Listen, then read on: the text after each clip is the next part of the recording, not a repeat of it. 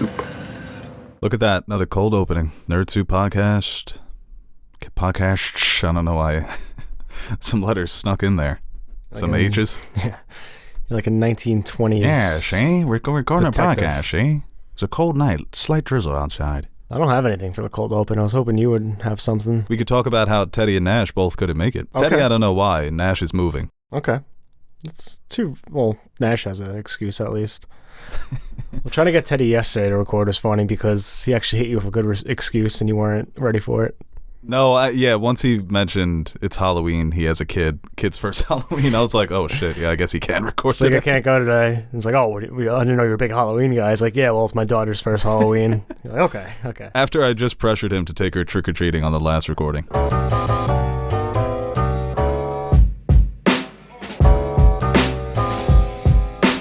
Hello, everybody, and welcome back to another episode of the Nerd Soup Podcast. I am Bo Oliver, joined here today with Aaron, the Nerd Soup Monkey, and we are back to talk about the world of Hollywood. Before we get into this, I want to let you guys know you can listen to this episode wherever you get your podcasts, but also you can listen here on YouTube. And we'll be talking about some interesting topics. We're talking a little House of Dragon, Henry Cavill leaving The Witcher. That was big news for a lot of Witcher fans out there. I remember where Disappointing I was. news. Yeah, where were you when you found out On the couch. he was going to be replaced? Somebody made a joke that Liam Hemsworth has been playing second best his whole career, so he was the perfect choice.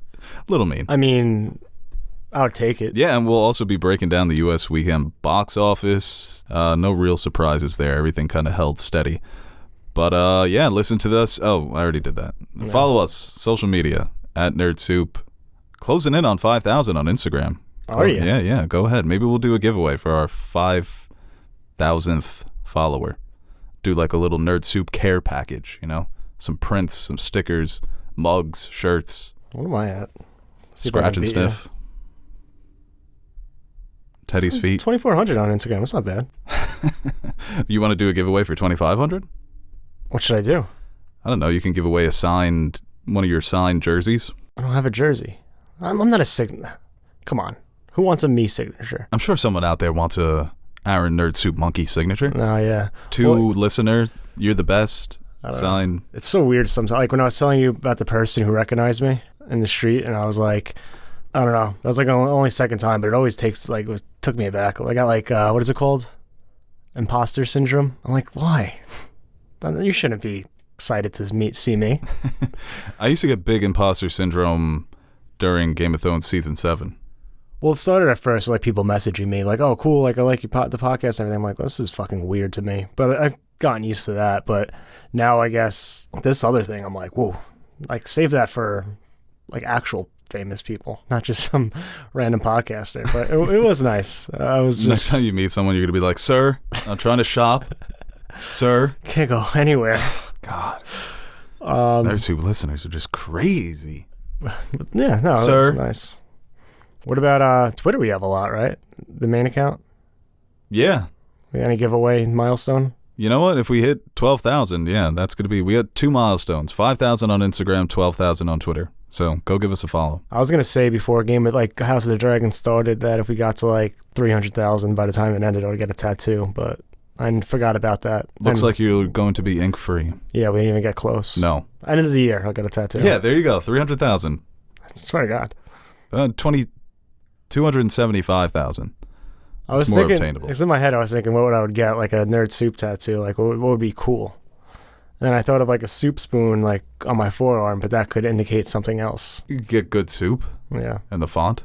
But isn't that like, on the forearm where you do heroin and the soup, the spoon is where, that's how you cook it, right? All right, let's get to the first topic here today. What are we talking? Oh, House of the Dragon. Look at that. House of the Dragon.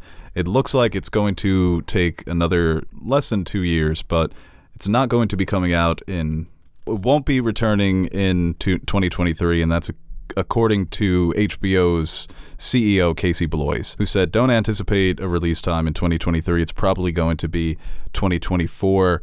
And really, it just comes down to logistics, scheduling, getting everybody on the same page. It's also a massive production. We've talked about it, that it had a bigger budget for a single season than any season of Game of Thrones, and we know how long Game of Thrones Season 8 took.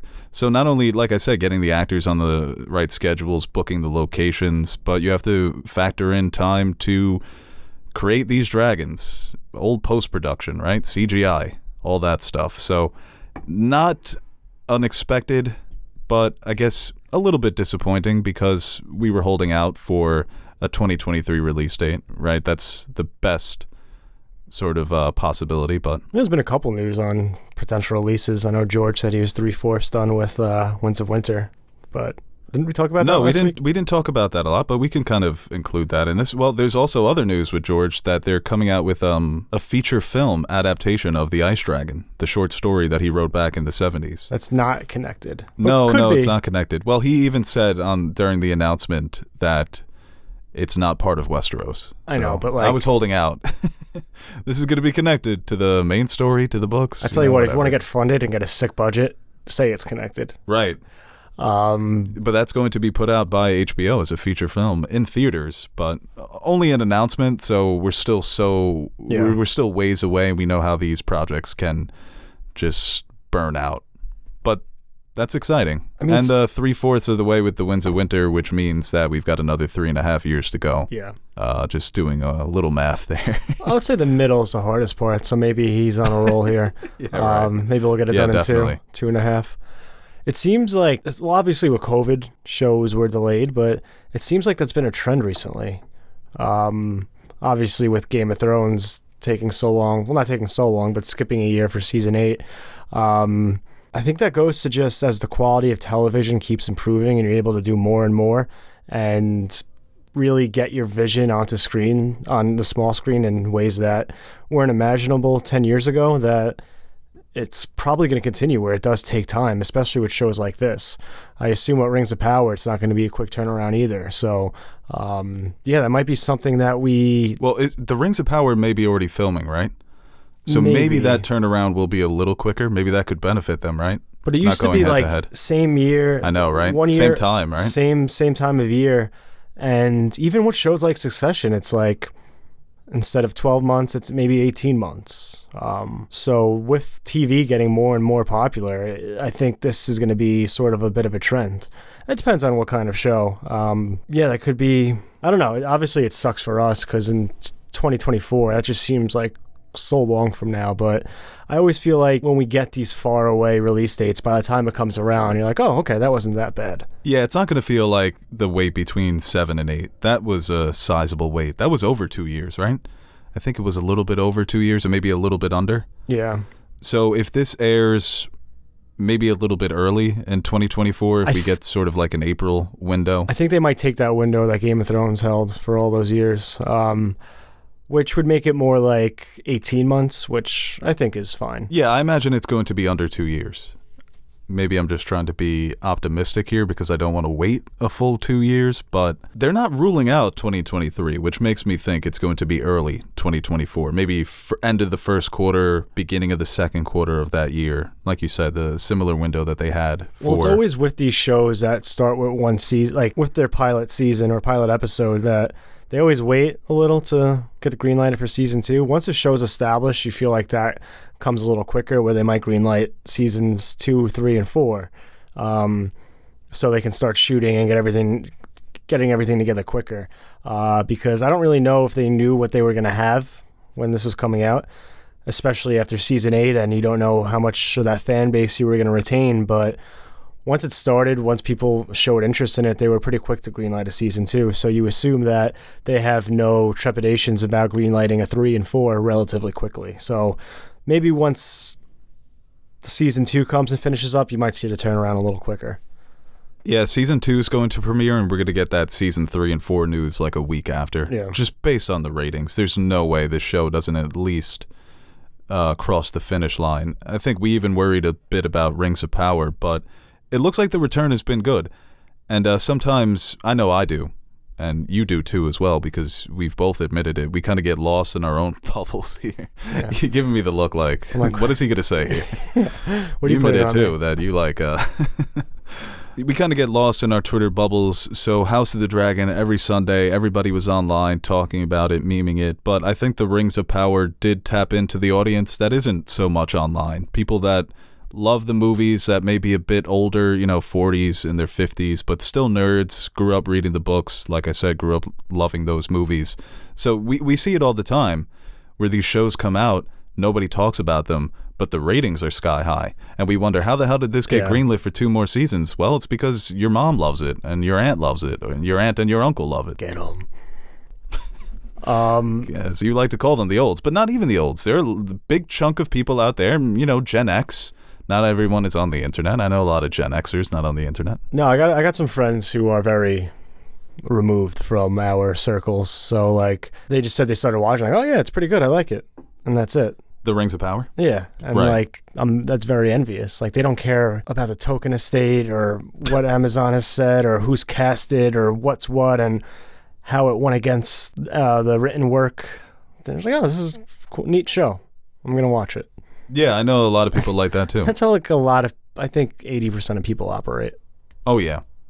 So, yeah, I think sometimes we do get stuck in these bubbles.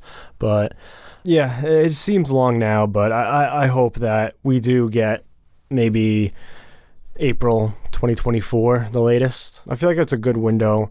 And I think, now that HBO has kind of, would you say 3 bangers on their hands right now in terms of priorities with House of the Dragon, Succession, and like Euphoria, and maybe not even I think Succession's brilliant, but like in terms of viewership, it's not as popular as the internet would suggest. Once again, you get trapped in those bubbles where everybody you follow on Twitter loves that show. But yeah, I know it's not one of their highest rated shows, but it's a success. Yeah, sure.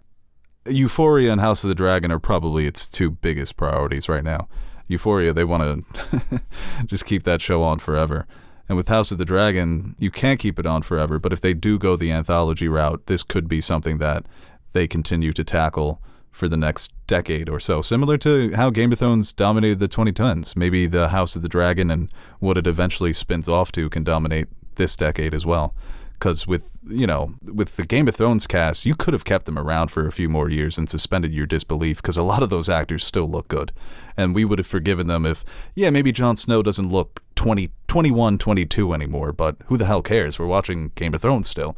And I think with a show like House of the Dragon, you can keep those actors around for an extended period of time, and you probably won't have to. Something like Euphoria, you want to get the most out of it while those 20-year-olds still look kind of like teenagers. Right. Which is, once again, such a weird show, but whatever. I never even watched it. That show baffles me because, like, I don't know what it's pro or if it's I don't know what it's about. But, like, people who I follow who like it don't like it. Yeah. So, like, I don't know. It seems like nobody likes that show. A lot of people hate watching it, which could be fun. Whatever works, but I've just, first of all, I can't watch the drug abuse. It just freaks me out. Always makes me clammy. Yeah. And second, some of the writing, some of the clips I've seen have been really bad. Yeah. Not a huge, I don't want to just start shitting on Euphoria, but I don't love Sam Levinson. Well, I think, especially if House of the Dragon runs for, 4 seasons, that might take 5 or 6 years. And if Snow picks up any attraction, you're talking about, like, Westerosi content for the next 15 years. Well, what was your idea with Snow? That there's an ice dragon in the north that they need to take out, so he has to go and recruit Drogon? I had a couple of like things that were fun to toss around about. The ice dragon, if you get deep north where you finally see ice dragons, maybe ice spiders big as hounds and things like that. Because if you kind of... I love the idea of just running it back. Like, wait, there's more shit in the north. We need to take care of it. Yeah, nobody believes us. Because if you include the south, then you're kind of just doing Game of Thrones again, right? But like... But eventually you're gonna need the South, right? Or at very least the North. Go to Queen Sansa. Hey, we need an army. Right. But also there's... Remember, we're related. Like with Drogon, if they want to include young Griff, maybe he's still out there.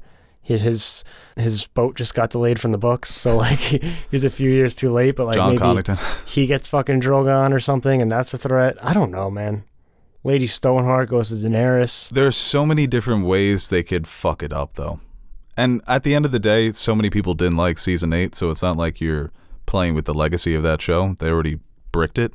But there are so many different ways that this could just be such a goofy-ass cash grab, especially because it's not based on anything. If they do a Lady Stoneheart Daenerys, I feel like I wouldn't be too... Happy? Or against? No, I don't think I would just be optimistic. So that's like the easiest way to go. It's like, oh, we're doing this again. If they keep it north, I think it can actually be really interesting. And you always have in the back of your mind, like, oh, what's happening down south? Maybe somehow it will lead into that. But I think that's where you get into the fan fiction territory. Because it's just, unless George comes in and he has all these ideas and he's such an integral part of it, then yeah. But other than that, then they're free reign. They can do anything they want. Yeah, I'm starting to think George's involvement with these shows is similar to Stan Lee on the MCU. Executive produced by George R. R. Martin, created by George R. R. Martin. He may have more input, but he was even talking about how he wanted to start the show with King Jaharis' sons and explore that relationship and the tragedy that struck them. That's where he bites off more than he can chew. That's like a lot of times, like creatives and people who have the source material, if you want to let them have full reign and do what they want to do, sometimes I feel like you get into those situations where we don't need, like, that. I don't think that's a good idea for the show. You could do a separate show on that, but I think then, like what you have problems with the time jumps, I think that increases exponentially. I know, you're hopping around, man. Because it was up to George, he would document every single piece of information that he has on this time period. It would have started with Aegon, and he just would have went chronologically throughout the whole novel. Yeah, it's a shame that the animated medium isn't bigger in the U.S. Look at One Piece, bro. One Piece has been running for like 30 years. And George is like, why can't we do that? But in live action, it's more suited for animation. Mm-hmm. So I think down the line, maybe when we're old and gray, it might not even take that long because we're already seeing it now with the Ice Dragon being adapted. But we've said it so many times that a lot of these stories would benefit from being told through animation. But yeah, sometimes you need an exec or a producer to say, hey, buddy, I love that for you, but that's just not possible. Well, his background's a TV writer, so I feel like he knows more. Well, he got kicked off of TV for flying too close to the sun. But like, I feel like he has an idea. Like, I think that's a lot of times where he didn't seem to be so outwardly against some of the changes D&D might have made. Because I think in a lot of ways he might realize that, okay, it's a different medium and some things make sense. I'm sure if you gave him Truth Serum and let him have a tell-all, there would be things that he would point out and be pretty upset about. But for the most part, I think he understood that that's the business. Yeah, for a long time he was very respectful. Obviously, towards the end, he was more open with some of his criticisms. But even in the earlier seasons, he was still very, I think, sympathetic to the experience of running a show, where he understood not all of this can be adapted from the page. Which leads us into our next story about some disputes between star and writer. We're going to transition into the news that Henry Cavill is exiting The Witcher after its upcoming Season 3, which will be airing next year. We just had Season 2... not this year, but the end of last year, December 2021. This was shocking news, especially for the diehards of the show. I think for a lot of people, Henry Cavill was the selling point, just watching him around, walking around, grunting, fighting, killing, looking cool with the wig on. But the biggest rumor that's been circling the internets is that he had a lot of disputes with the showrunners and the writers about staying more faithful to the books. We always reference that interview he gave when he asked the interviewer, have you read the books? They're great. You should dive into them. So he is a passionate nerd. I don't know if that's necessarily the rumor I'm going to believe. I maybe think that greener pastures ahead. They just announced that he's going to be returning as Superman. That's going to be a bigger paycheck than probably the work he does on The Witcher. So if it came to juggling both schedules and he figured he just couldn't handle it, he's going to take Superman. He loves playing Superman. And the rumors out there that possibly he's going to be a part of House of the Dragon Season 2. I don't know what type of role they're going to give him, if it's big enough to leave leading a show. But I guess the rumors about the disputes and the differences that they had could also be true. I mean, that could actually be a benefit, though, if he's leading Superman. Maybe he only has room for supporting work in another show. Right. Yeah, the Superman paycheck plus the supporting role in House of the Dragon, it's probably going to be a bit more critically acclaimed. And The Witcher Season 2, I actually didn't finish it. It has a lot of fans out there, and for the most part, I think critics like it. I don't think anybody would say it's one of the best shows on TV, but it's a solid adaptation. So when you're weighing that against Superman and possibly House of the Dragon... No, I mean, The Witcher, for me, like, it lost me, but I know it does have its fans out there, and I see the appeal. I just couldn't really sink my teeth into it and get super invested. But I feel like for a show like this, I did think, like, my initial appeal to it is like, oh, Henry Cavill's going to Netflix to lead The Witcher. I know what The Witcher is. I know what Henry Cavill is. So, like, I'm going to watch it. I don't know. If fans of the show, if people are saying I'm only watching the show for the Henry Cavill aspect, are they really fans of the show? So, well, I think that's why the show hasn't been as successful, is that I think besides him and Anya Chalotra, Yennefer, right, the actress who plays Yennefer, there really isn't many standout characters. And a lot of people have issues with Ciri, who is supposed to be the Witcher in training. Eventually, she could possibly take over the reins and lead her own spin-off series. But I don't want to put it all on Ciri. But I don't think she's a especially on Ciri. memorable character. And I think a lot of the supporting characters haven't stood out. So the appeal was just Henry Cavill. He's a great casting as Geralt. And I guess in some way you can point the finger at him and say, bring it home. You know, you've been leading this show for 2 seasons. It's going to be 3 seasons. Find a way to wrap it up and then maybe pass over the reins to series after a season 4. But we didn't even mention that it's going to be Liam Hemsworth who's taking over. So that just cancels me out ever finishing season 2 and getting on board with the season 3. Yeah. Because the idea of losing Cavill, once again, I wouldn't be a huge fan of the show. I'm more of a fan of Henry Cavill in the role. So knowing that he's not coming back for a season 4 means I'm out. I honestly can't tell you like what I've seen Liam Hemsworth in. I feel like the only thing that comes to mind is Hunger Games. Oh, of course, yeah, okay. But recently, he's been in so much shit. He's one of those famous people that are just famous to me. Like, he's famous for being a Liam Hemsworth. So I can't speak to his ability as an actor. Maybe he's nothing. Yeah. It's not a role that really warrants incredible acting chops. He's okay. He looks like someone who should be on screen. So he's got that going for him. But I think he's one of those guys that's not supremely talented, and it's so hard to find those roles these days because a lot of the times actors who look the part but can't necessarily play the part, they put him in a superhero costume. And I guess he just hasn't had that chance. How often do you see a series recast their lead? I know, yeah. I'm trying to think of one that pops out. 2.5 Men, and that's because Charlie Sheen went on. But he wasn't playing Charlie. He was playing. Right. The Okay. new character. Yeah. Just recasting the character entirely. Right. I think there is one that I'm missing because obviously we've had recasts and like even just generally speaking with supporting characters. Right. It's an easier pill to swallow, but this is major. I guess congrats to Liam Hemsworth. No, it's a big get. So, I mean, I definitely think if you're Netflix, you got to hope you grab people with season 3 enough story-wise that they're going to come back.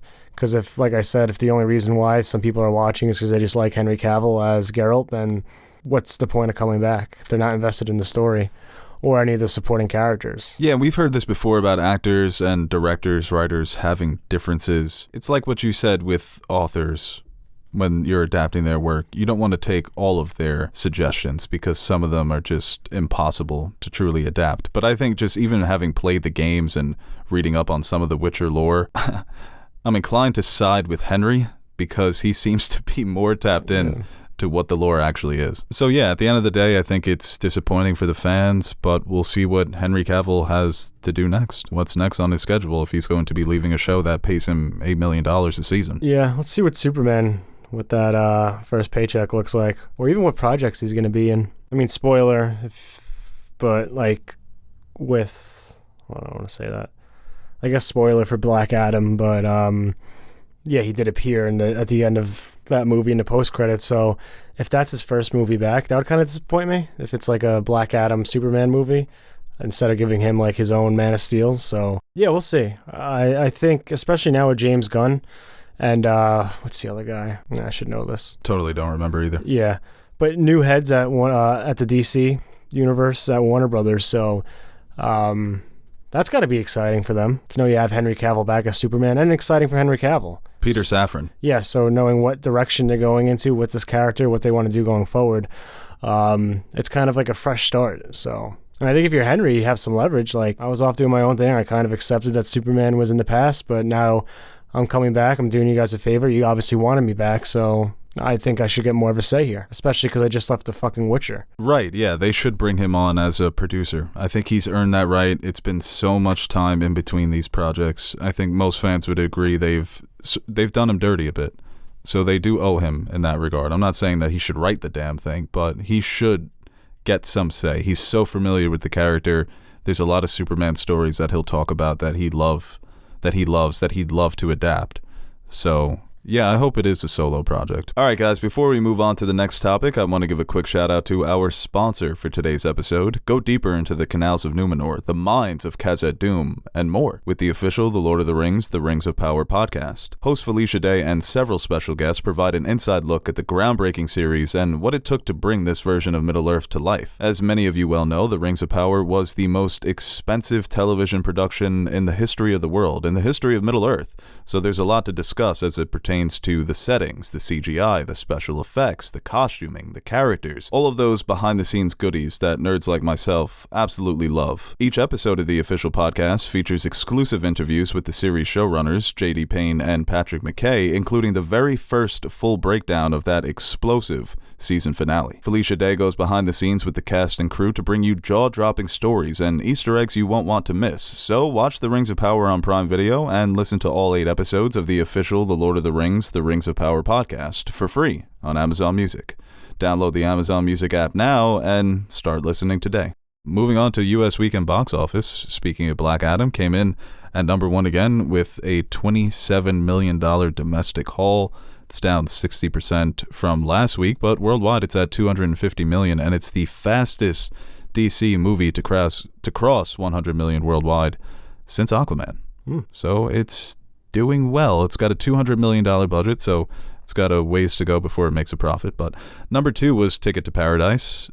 Came in with $9 million at the domestic box office. Worldwide, it's at $120 against a $60 million budget. So George Clooney and Julia Roberts bringing back the rom-coms. Number 3 was a debut on the U.S. weekend box office charts, Pray for the Devil, and a horror movie produced by Lionsgate, which made $7 million. Not sure about the budget, but apparently it came in under expectations. Another movie that keeps chugging along, Smile. Number 4 came in with another 5.4 million worldwide. It's a little under 190 million worldwide against a $17 million budget. And Halloween Ends came in at number 5 with another 4 million. That's at 95 million worldwide. So I think they expected that to do a little better, especially that opening weekend, but the movie's not good. So I think what's hurt the Halloween movies is the bad reviews. And it's on Peacock. Right, yeah, it's also on Peacock, so you have to factor that in. And I think that first movie made so much money, I know. Especially that opening weekend. So that was it's been a bit of a disappointment. The Peacock move. I get you want more eyeballs on your streaming service, but I mean, first one made 250 worldwide. Yeah, I mean those movies, like we talk about it all the time. Horror movies just seem to be consistent with how much money they make. I don't really know. I don't even know what Pray for the Devil is. I don't even. Me neither. No, I don't even know that was a movie. So there's not much information on it when it comes to its. Hell of a title, though. If you want a title that screams horror movie, I think that's a pretty good one. Yeah, this is from Daniel Stam was the director, and he's done The Last Exorcism in 2010. He did 13 Sins in 2014. Have you seen the promotion for the new Exorcist movie or not? I don't know if it's a woman exorcist. And the promotion I've seen on Twitter, like the Twitter ads and whatnot. You know the TikTok lady robot voice? Mm-hmm. That's what they use for the promotion. Like their literal ad for the movie is like TikTok as a TikTok. I think this is that movie. Is it? Yeah. Okay. She's a female exorcist. Right, yeah. Okay. That's wild. That's why I really didn't. So yeah, I actually know what the movie is. So it's getting so good job with slammed by critics with the advertisement. But it's like it's the TikTok voice. It's like 5 reasons why a woman exorcism makes sense, and then it's like that's funny. But yeah, kind of gimmicky for the like. I didn't think the movie would be good because they really didn't take their trailer too seriously, I guess. But yeah, I guess no surprises there. Hopefully it starts ramping up, and I think we're in for a treat here coming up with some better movies. I feel like. Yeah, I'm going to see Tar tomorrow. Yeah, Banshees of I don't know. Inishman. Yeah. I for the longest time I read it of Banshees of Ireland, and then I looked a little closer and I was like, that's not Ireland. Nope. I know the word Ireland. That's not Ireland. And All Quiet on the Western Front on Netflix, which is really good too. So like we're starting to get some out there, but Yeah, again, you just never see any of them crack into the box office here. Well, what's interesting in this whole controversy with the Whale trailer, that they're holding back on it because they don't want the internet to make fun of some of the scenes and the shots. That's kind of the persistent theory. That's why they're holding back on it, because that trailer still hasn't come out, right? I know, 38 days. I mean... And The Fabelmans is coming out soon? Yeah. The thing with The Whale is, like, I don't think it's hard to cut up a trailer without spoiling anything. I think the situation is very much what it is. Like, well, you're even hearing it from some critics complaining about people laughing during some of the sequences. This is going to bring out the immaturity in so many adults. There are certainly scenes in the movie where if you were watching it and you were a dick, you would point it out and laugh, like, instead of realizing the pain of the situation or the overall sadness of what's going on here.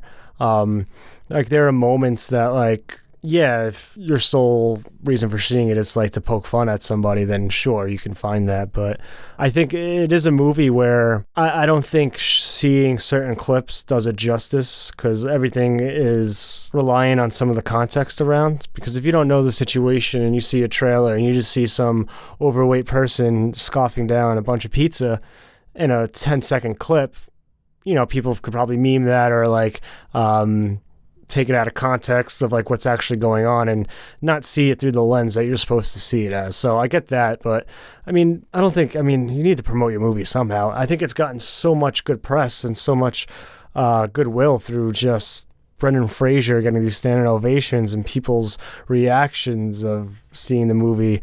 Like, everyone in my theater was fucking crying. Like, people, I don't see too many people who have hated it, or any critics hated it. Like, it's getting good reviews, so that's kind of died down though. What was that, like a month or two ago? And since then, right. You haven't really heard much on it, so you need to cut up a good trailer to get people, the average person who's not, like we said, in this film circle, to go to the theater, because it is going to be one of the best movies of the year, and just for me already, like, it's going to be an award nominee, it's going to get a lot of accolades, so you want that to reflect in the box office. And I think waiting this long has been pretty negligent for the production. So yeah, we will see when they are going to release that trailer and what type of reaction it does get. That's something where you have to brace yourself for all the assholes coming under their but everything coming out gets from under made their fun rock. of, you know. People take context scenes, no context scenes all the time, post them on the internet, and you saw it with Harry Styles. Ooh, by the way, watch Don't Worry, Darling. Yeah, it's pretty bad. Okay. About a quarter through the movie, I thought, it's focused so much on Florence Pugh. He kind of just has to be a guy. But then, of course, they had to give him some scenes where he has to act, because you have Harry Styles in your movie, right? Might as well make him act. Set him up to fail. Sure, Should have got Zayn. Okay, but, like, Here's Zayn's a much better actor. I haven't seen it yet, so, like, you could speak to it, but I think that was a little unfair, taking, like, 10-second clips and judging him in the movie off of that. Yes, it was, because that wasn't even the worst of him. Yeah, so, but, I don't know, generally speaking, I think that you're going to run into that problem no matter what, so you got to just make sure that you cut the trailer good enough to try to avoid that as much as possible. And just know that people are going to be dicks regardless, so just be trusting in the movie that you have here and focus on who you're targeting. Yeah, good point. All right, let's move on to the last story here. We're talking The Last of Us. Now, it looks like a careless employee at HBO Max leaked the premiere date, but maybe it was intentional. You think there would be a bigger announcement, but there's a little preview that's running on HBO Max, and it says, dive deeper, be introduced to the series that's premiering on January 15th. So on the official HBO website, it's still vague, 2023, but there was also a rumor out there that Sky, the broadcaster that streams HBO in the UK, is starting to send out press material that's alleging a January 16th release date. I was going to say, to honor the anniversary of... yeah, how the hell are they going to tie that in? Yeah. There's an outbreak at the riots. I mean, if it is January 15th, that really excites me, because that means we're only 3 months away from this series. We didn't get a chance to talk about that trailer on the podcast when it came out. We were so busy with House of the Dragon stuff, but I absolutely love that trailer. And I shared it on my story, and my sister, who would never play the Last of Us video game, reacted to it and was like, what the hell is that? And I was like, it looks good, right? And she's like, it's intense. And I think that was a great way to describe that first trailer. It was just cranked up to 150 50 the entire time, and that's what the experience of playing that game felt like. No, it's really one of those, like, as intense of a story it is, I think where it's going to excel is just using the landscapes that Right. they have access to, or they can base off of from the game, because to create that like deserted wasteland in this post-apocalyptic world is just, there's a lot of beauty in that. In like a lot of the settings, Bill's but in a town, the very high school. eerie, disturbing way. So, I mean, the things they can do with that, I think, are going to... I mean, obviously, the big thing with the clickers and all the action, that's going to catch on to a lot of people. But I think a lot of people are going to be just drawn to just the sheer visual of the whole thing. Yeah, no, there's a lot of potential for visual beauty. Obviously, it's a zombie story, so there's going to be a lot of scares. And you get actors like Pedro Pascal and Bella Ramsey to portray Joel and Ellie. You know that at the very least, the performances are going to be strong. It's going to come down to writing. And who's writing it? Neil Druckmann, the guy who wrote Part 1 and Part 2. And who's directing it? Well, the guy who brought us Chernobyl. It's an elite team. So my expectations are sky high, and the trailer only raised them. So we always talk about breaking the video game curse. There have been some good video game adaptations over the year. It seems to be trending upwards. But like I said with my sister, who is somebody who would never be interested in playing that game or learning more about that game, that's the audience they're trying to tap into, the casual fans, the people who aren't familiar with this source material. And even though it was big, there's still a lot of people over there that you can potentially win over. So I think this could be a huge hit for HBO. And obviously there's a Part 2. They're writing a Part 3 when it comes to the video games. So there's an avenue to open up this world in live action where you can do a Season 3, a Season 4, I think potentially a spin-off, stuff that they've talked about doing within the games. So I'm excited for this. Yeah, and the world, I think, leads to a lot of what you just talked about. Like, look at John Krasinski. Quiet Place? The Quiet Place. Why couldn't I? A Quiet Place? They just said that was actually another thing we could have put on the that's the thing. prequel. That's the Lupita Nyong'o, right? Is going to be starring in the prequel series. Quiet Place Day 1. So but these kind of worlds lead to exploration more than just the main story you get. So I could see stuff like that happening if this is a success.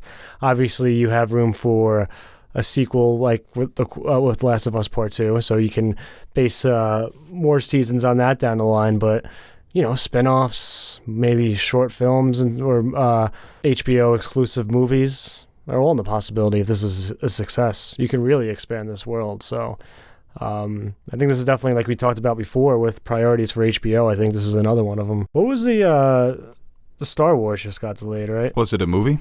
I know there was a report about Lucasfilm having no idea where to go for their next Star Wars movie, which I think is good for all of us. Just let them think it over for a few years, man. Their new mantra is get it right. To me, it's so funny that the best and most beloved and critically acclaimed Star Wars show they've released yet is called Andor.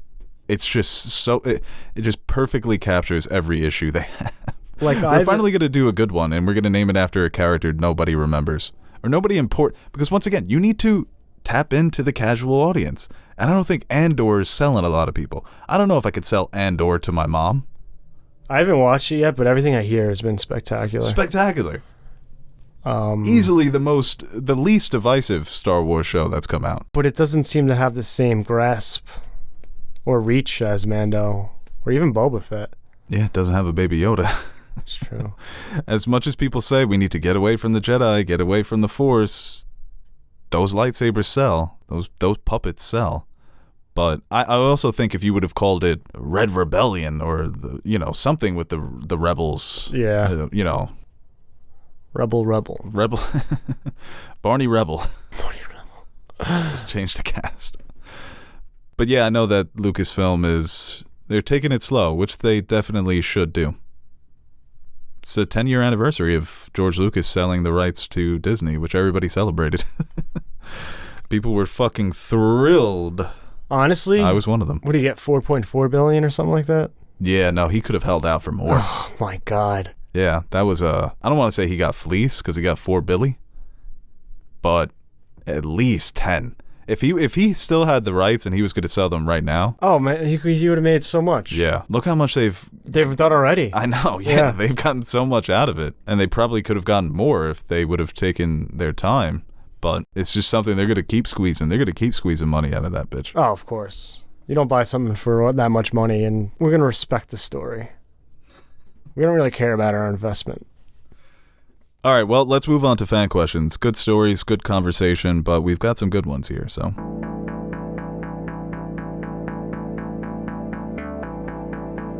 That's for the fan to decide. Yay! People, you call up to the show, you better be ready. That's what you're supposed to do. Sitting there arguing and you're trying to spell your name and all of this other stuff. It's not your show, it's my show. I'm giving you the opportunity to speak your mind. Don't call up here unless you got something to say. This one here from MC Spoons. What's up, MC? Spit a rhyme. Was Pedro Pascal your first pick for Joel Miller? I think that was it was one of those things. Like, remember when Paul Dano got cast as the Riddler? It's like I would have fan cast it, but once they announced it, I'm like, that's a hell of a casting. For Joel, I mean, everyone wanted Hugh Jackman, but that's one of those that probably wouldn't have happened anyway, and he kind of was already Joel and Logan, so it would have been too close. But I don't know what our predictions were for Joel or who we wanted to. For a long time, for me, it was Hugh Jackman, just because he was the easy choice. I even suggested Bradley Cooper, especially after seeing his performance in A Star Is Born, just seeing him do the Southern accent. I thought he could have been solid in that. Chris Pratt. That was one of my suggestions. Was it? I didn't necessarily want Chris Pratt, but I thought that could be an interesting role for him to take, getting away from the blockbusters and maybe challenging himself a bit more as an actor. But Pedro Pascal is one of those castings that I never thought of, but once I heard it, I thought perfect. Yeah. So I always like when that happens. Another question here from MC Spoons. Would you rather watch Aegon's Conquest or Robert's Rebellion as a TV miniseries? For me, this is no contest. It's Robert's Rebellion. Yeah. I think that there's enough there to flesh it out for a miniseries. With Aegon's Conquest, it's just going to be 2020 LeBron in the bubble. It's fun lore to think back on and hear about, but seeing it on screen, I think it works better seeing him go, flashbacks maybe of him going to Harrenhal and melting the castle, or having Torrhen Stark bend the knee. That's cool to know about and think about, but seeing it play out as a series, I don't think there's enough there to really make it a cohesive plot. Maybe if you did it where it's the end of Old Valyria and it leads into his conquest, but even then you're going to run into the problems of time jumps. With Robert's Rebellion, it's going to be the same characters over the course of 6 or 9 months, however long the war was. So, where would it end? Because obviously the most conflict they get is from the First Dornish War, but right. I don't know if that's enough. They would have to create conflict elsewhere. Maybe some in-house turmoil. But you have Rhaenys, you can go into her her death and whatnot, but with Aegon and Visenya, where else I don't know, where do you end it? How long do you go for? What's the ultimate what's the conflict? So yeah, no, it's contributes to the world building. And it's an interesting piece of lore, fascinating piece of lore, the way that his legacy, that the impact is still being felt. Sometimes you just want to keep those things vague. Mm-hmm.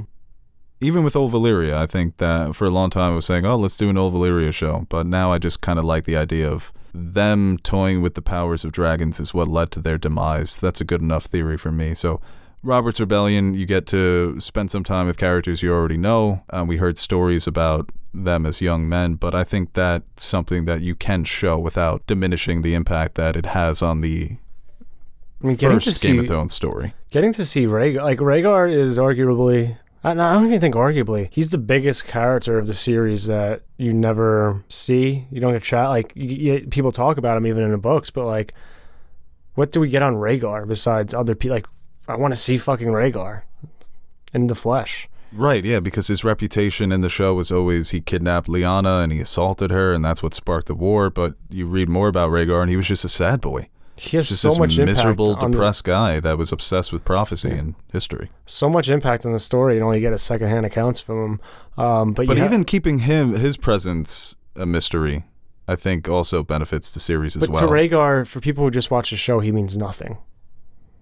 Right, it's more for book readers that You could say he's the mastermind of a lot of it, in a way. I mean, That he was the one prepping based on what he did with Lyanna. but you have all That's that. also a stretch. You have young Ned and Robert under John Arryn. Like, that interests me. You have young Jaime. Obviously, all that stuff with the Mad King, seeing the Mad King, his kind of descent into madness, or kind of starting when he is like a little mad. You have everything with the Starks going south. Like, there's a lot fucking there that you can Young dive Tywin. into. Young Tywin, he's always an old man to me though. I don't like it. They should just get Charles Dance to play him as he looks right now. Young Barristan, you can do some things with Barristan, and when he saved the king and all that. Like, there's a lot there you could do, and obviously the fucking war, the rebellion. So then you have like a tight narrative in terms of like, this is what's going on. Rhaegar kidnapped Lyanna. We want revenge. Let's rebel. And it is one of those stories where when you know about Rhaegar and you realize what actually happened, it makes it tragic because there is no clear right or wrong. Obviously, you have people you can root against, like the Mad King, but like when it comes down to straight Robert versus Rhaegar. Oh, yeah, no, it is definitely tragic because there's no opportunity to sit down Robert and explain to him, this is why I kidnapped your fiance. It's bigger than both of us. He's just pure rage at that point. He hates this man. Rhaegar doesn't hate anyone. It's sad for Robert, too, because he has this idea of Lyanna, and you realize that she has no regard for him. Right, yeah. It's what leads him to be such a poor king.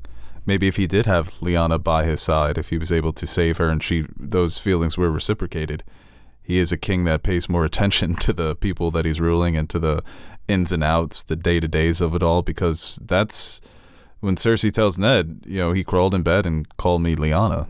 And that's kind of where it was set up to fail between the two of them. So yeah, it's a sad story all around, but it's a story. And I think Aegon's conquest is just cool history. Mm-hmm. But there's not a great way to start it, a great way to finish it. But with Robert's Rebellion, there's a clear beginning and a clear ending that I think a lot of fans would want to see. Yeah, and it's important. I think it could enhance the original series for a lot of people. This question here from Sean Maroney. Will you guys review the Banshees of Inisherin? And it's usually when I see it. I watched it last week and it instantly went into my top 5. That wasn't playing locally for us for a long time, but now it is. It's in some of our local theaters. So I'm going to try and check that out sometime this week. Well, I think we'll definitely talk about it at some point. Like we kind of always, throughout the pods, kind of just throw out what we've watched recently. But yeah, I think we'll definitely talk about it. Like we said, there's a lot coming out, especially with Tar. I want to see that also.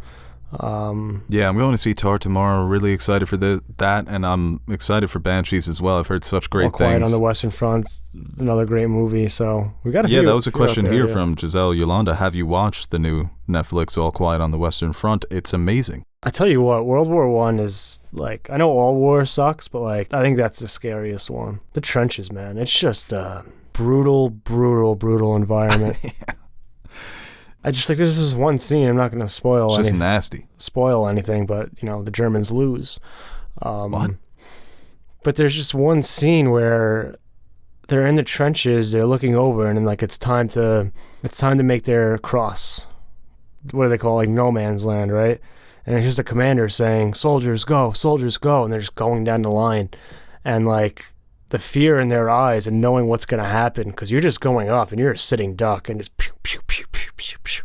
It's basically just praying for the best and running forward, and it's just so scary to me. I would be a terrible soldier, but it's a really good movie. I think it shows the horrors of war and the way they kind of show the characters and the soldiers going through this, like having that propagandized idea of war in their mind going into it. Like, yeah, we're doing it for the fatherland, for Germany, fuck the French. We're going and we're going to get all this glory and it's going to be kind of like fun and it's what you're supposed to do and this is the rite of passage, and then right away they get hit with reality and it's like, I want to go home to my mom. That always gets me about war movies when they call out for their mom.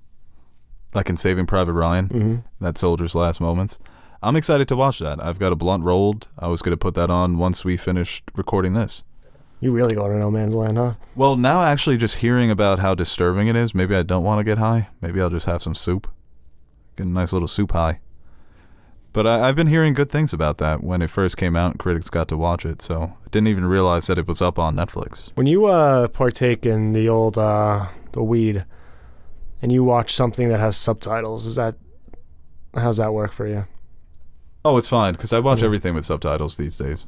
But I feel like with Does that, it hurt? like reading comprehension and fully grasping. No, I haven't noticed Or an do you issue get like with that. super locked in on it? What happens, I think, sometimes with the weed is that something about the movie will remind me of another movie, and I start thinking about how awesome that other movie is, and then I'm like, oh, I have to rewind this because I'm thinking about another movie. When I don't smoke, it's more so I'm focusing on the movie. Right. But when I'm high, I'm like, yo, that's just like this other movie. I need to watch that. I feel like, because I already do this enough when I'm home watching movies, but like if I was high and like something like sparked an idea in my head, I would have to pause and like go in a Wikipedia wormhole on something about like trench warfare. This is a funny question. I don't know if I'll be able to think of one. It's one of those that I wish I would have known and could have researched. But what's the best movie ever if it ended after 1 hour? Mine is War of the Worlds. Oh, man. I mean, it's so tough, but there are definitely some out there where it's like, this really fell apart in the second half. Well, not even... I think even Don't Worry, Darling, not the best, but I think it could... You could definitely look at the first hour and say, this is interesting. I want to stick around for this. And by hour 2, it all falls apart. Yeah. And that does happen, but I don't know. None are really coming to mind. I would say even The Raid Part 2, it's such a long movie. And the first hour is like, oh, shit, this is going to be just as good as The Raid Part 1. And a lot of people think it is. But it's so riddled with cliches and plot twists in the second half that you're like, oh, this kind of fell apart. I'm trying to think of a movie For me, that at least. doesn't necessarily fall apart, but that just comes out of the gates so fucking hard. Like Overlord. Like, that movie came out of the gates fucking sprinting. I know. That was fun. And obviously it's hard to keep up with that, and that's why most movies, even All Quiet on the Western Front comes out pretty hot and, you know, kind of recollects itself and really gets into what they're trying to show here. And that's not a bad thing at all, but what's like a movie that just right away just punches you in the face? I feel like there's got to be some superhero movies that fit this. Maybe it doesn't extend itself to an hour, but the way Wolverine Origins opened was incredible. That montage is that should have been the actual movie. And I think even a movie like Man of Steel, that's one where it sort of loses me in the second half. But a good answer is going to hit me once we turn off the mics. Yeah, no, that always happens. We'll come back to this question. This one here from PhotoFox64. Potentially, what's a great director video game movie duo? For example, Guillermo del Toro directing Mortal Kombat or Peter Jackson directing The Legend of Zelda. I really like the idea of del Toro doing a Mortal Kombat. To me, there's so many video games that I think could be adapted so well by Tarantino, because I think he just fits that style, where a lot of movies have become cinematic, and so much Tarantino's influenced not only movies, but storytelling in general over the last 2 decades. So I think Tarantino could tackle something like a Tarantino GTA. That may be too crazy. But so for me, Mass Effect would be the game I would love to see adapted in live action, a TV series. So if you were to get, maybe you get some of the people who did The Expanse, that could be an interesting pairing. James Cameron would be the biggest name for something like that. I doubt he would do a TV series. James Gray, he's done some interesting things. Obviously, he's done Ad Astra. He doesn't only do sci-fi, but I think that could be an interesting pairing. Yeah. But Mass Effect is the game I want to see adapted most. But like, say if they did God of War, who would be the best director for a God of War type game? I actually think Guillermo del Toro would be an interesting choice for that one as well. Yeah, I think God of War, though, is similar to maybe like The Last of Us, where like obviously you have so much at your disposal with all these creatures and mythical settings, but like at the end of the day, the story between those two characters needs to work. Right. And I think that's where a lot of video game adaptations fails. They focus on the wrong thing. So maybe like Assassin's Creed, but like a, you know, a David Leitch type kind of, did I say his last name right? Leitch. Like a Wiccan spin on kind of that, because I think that's especially from the games, the fights are so smooth and the combat is so cool, and really capture that like with a good action director, I think would be really cool. Well, even David Lowery, Green Knight, yeah, I think he'd be an interesting choice for some of those medieval games. Not medieval. Assassin's Creed just spans every historical. Yeah. And I think with God of War as well. It's sort of like a medieval fantasy, historical fantasy, I guess. That could be an interesting name. That's like another one where... Noah Baumbach, The Sims. Yeah, let's do that. Michael Bay, Tetris. It's not gonna fit! Make it fit! Mark Wahlberg. It's not gonna fit! It's not gonna fit! We have to switch it! No, he'll make it fit. Oh, wow. All right, let's take one last question here. Well, we'll ask this one. You could talk about it, then I'll find a good one to end on. From Matt Sampson. Is Zach Wilson basically Sam Darnold 2.0? Sam Darnold was better. Oh, my God. I honestly think if we had Sam Darnold with this team, I would be more optimistic. That's not saying much. Zach Wilson is fine. He's dog shit. He's not a good quarterback at all. I've been saying it maybe a little prematurely by the end of last year, but just seeing him, the way he can't do the simple things is just so frustrating. And even like what you drafted him for and what he's supposed to be good at, he's just not good at.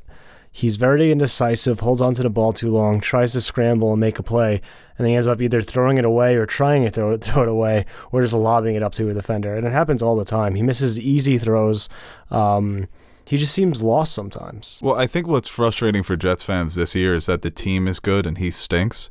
So normally I'm you need to give quarterbacks a chance. You need to develop them. Look at Geno Smith. Nobody wanted to take a chance on him. Now he's awesome.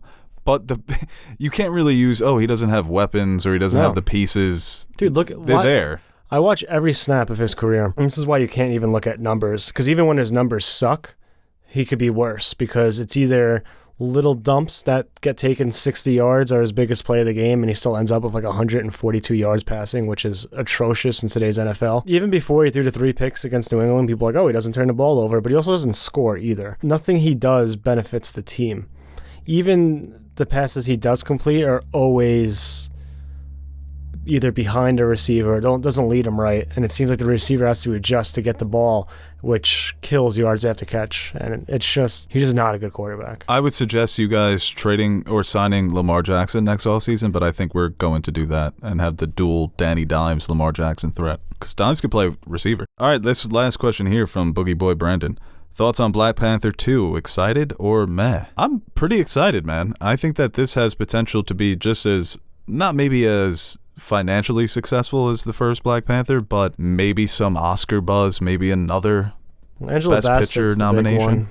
Yeah. I hear a lot of people talking about. Well, I was still pissed that I hate when a movie gets all these technical awards nominations, Best Picture nomination, and then no acting or directing or writing. Oh, they're going to say like, because it did get nominated for Best Picture, but a lot of times it's superhero movies. Oh, right. All the technical stuff. They'll get nominated for all the technical stuff, which is like a huge part of being a movie, and they just get shafted when it comes to other things. You said with Dune, obviously it's a different circumstance, but like when it gets nominated for cinematography, score, sound design, special effects, and it's like, who's the guy putting all this together? I know, right? Who's directing all this?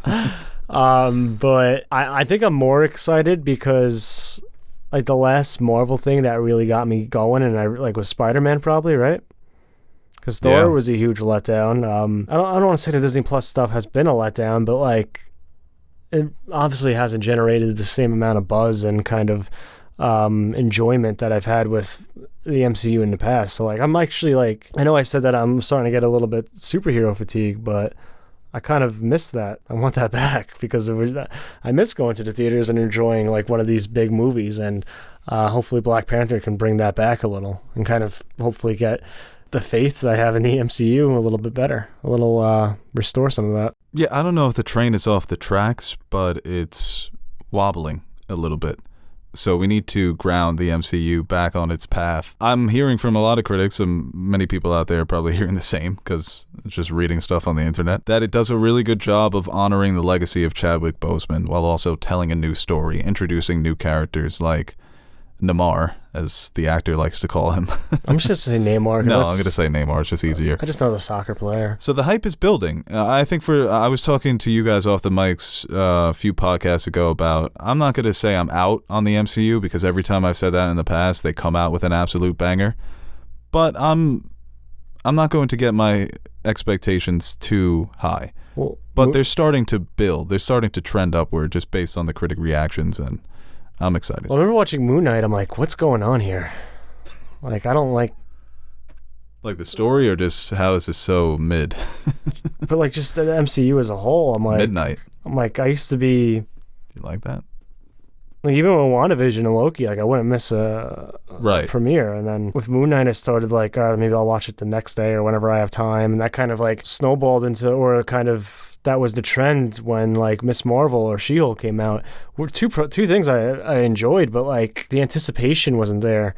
Even for Thor: Love and Thunder, maybe a little bit more because I liked Ragnarok so much, but it didn't have the same feel going into it. And I obviously, was so excited for Thor: Love and the Thunder. movie wasn't that good. So No, I want to confess. I don't know if I have confessed this on the podcast, but I never finished Moon Knight. I still haven't seen the finale. Oh no. Teddy gave me a very detailed breakdown, and I was like, I don't need to watch this. He's like, they did everything you said you were afraid of them doing. Yeah, no, they did. That was And I was like, yeah, I'm done. See you in season 2, Oscar. and I was looking at like all Hope the it's better. tweets during it, and everyone like, I'm like, everyone seems to be having a good time. Like, that's cool. Like, I think Moon Knight, a lot of people have come around on the opinion that it's not bad, but it's just nothing spectacular. And the way that they set it up, where he's an unreliable narrator, what's real, what isn't, very it resulted surface, in yeah. right. It resulted in an ending that we all pretty much saw coming. Maybe there were some things that it would be impossible to guess, but the bigger picture was always very clear to a lot of people.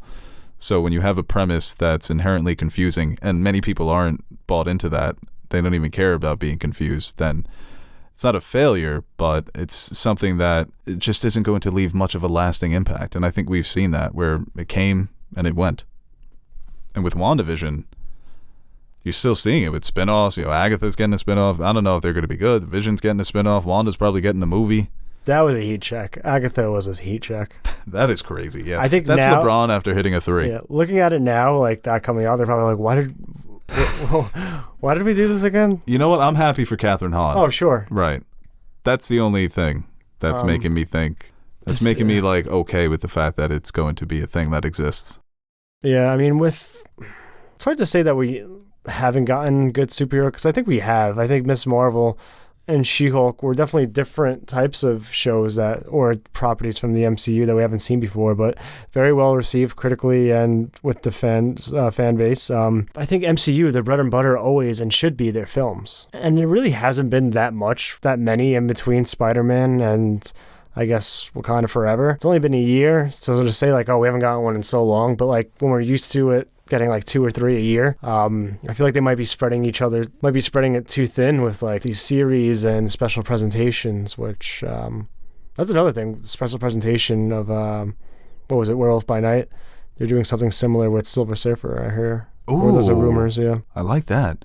I really loved Werewolf by Night. That was really fun. Watched that on a brisk Saturday night. Had the lights off, made some popcorn. It was really fun. Very enjoyable. Nice little over an hour. So yeah, I'm excited for Wakanda Forever. That's what in my mind, it's just become Wakanda. I don't know why.